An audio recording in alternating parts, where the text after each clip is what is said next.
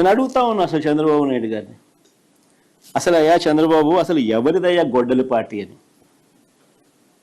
చంద్రబాబుని సీరియస్గా క్వశ్చన్ చేస్తా ఉన్నాను. ఎవరిదయ్యా గొడ్డలి పార్టీ, ఎవరిదయ్యా గన్ కల్చర్, ఎవరిదయ్యా హత్యా రాజకీయాలు, ఎవరిది హత్యా రాజకీయాల సంస్కృతి అని అడుగుతా ఉన్నా. ఇదే చంద్రబాబు నాయుడు గారిని సూటిగా. మా కుటుంబంలో ముగ్గురు, మా తాతగారు, మా నాన్నగారు, మా చిన్నాన్నగారు ముగ్గురు బలైపోయారు. మేం బాధితులం.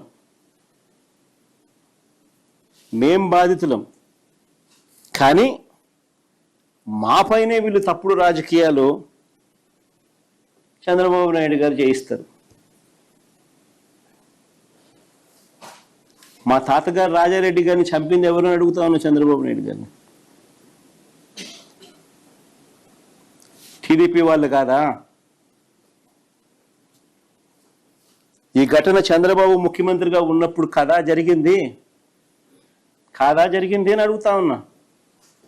1999 అసెంబ్లీ ఎన్నికలకు ఏడాది ముందు, 1999 చంద్రబాబు నాయుడు గారు ముఖ్యమంత్రిగా ఉన్నారు. 1999 ఎన్నికలకు ముందు, ఏడాది ముందు చంద్రబాబు నాయుడు గారు ముఖ్యమంత్రిగా ఉన్నప్పుడు నా తాతగారిని రాజారెడ్డి గారిని చంపారు. కేవలం నాన్నగారిని రాజశేఖర రెడ్డి గారిని పులివెందులకి కట్టడి చేయాలి అన్న ఒక్క రాజకీయ కోణంతో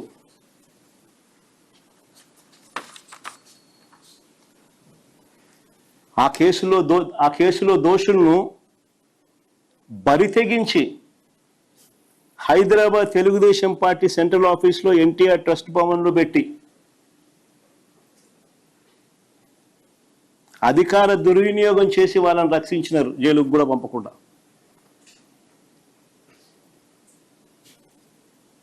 మరి ఇది ఎవరిదయ్యా క్రిమినల్ బ్రెయిన్ చంద్రబాబు గారు అని అడుగుతాను. ఎవరిదయ్యా క్రిమినల్ బ్రెయిన్ అని అడుగుతాను చంద్రబాబు నాయుడు గారిని.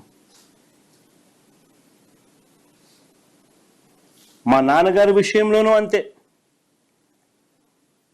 మా నాన్నగారు చనిపోక మునుపు 2-3 రోజుల కిందట అసెంబ్లీ సమావేశాలు జరుగుతూ ఉన్నాయి. అప్పట్లో ఆ అసెంబ్లీ సమావేశాలు క్లిప్పింగ్స్ ఒకసారి చూడండి మీరు కూడా. చంద్రబాబు నాయుడు గారు అన్న మాట అసెంబ్లీలో, నువ్వు అసెంబ్లీకి ఎలా వస్తావో నేను చూస్తానన్నాడు. చంద్రబాబు నాయుడు గారు అన్న ఈ మాట తర్వాత 2-3 రోజులకి నాన్నగారు చనిపోయారు. Helicopter accident.